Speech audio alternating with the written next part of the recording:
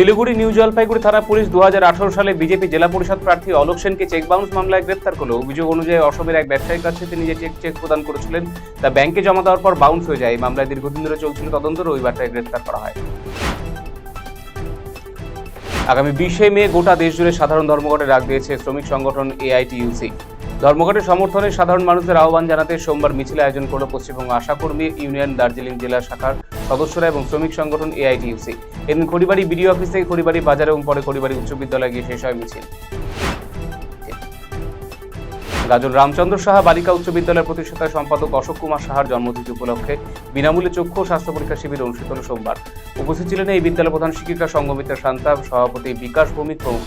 শিবিরে চক্ষু পরীক্ষা করেন মালদা মেডিকেল কলেজ হাসপাতালের চক্ষু বিশেষজ্ঞ সোমনাথ চৌধুরী। শিবিরে প্রায় 2 শতাধিক রোগীর চক্ষু পরীক্ষা এবং স্বাস্থ্য পরীক্ষা করা হয়।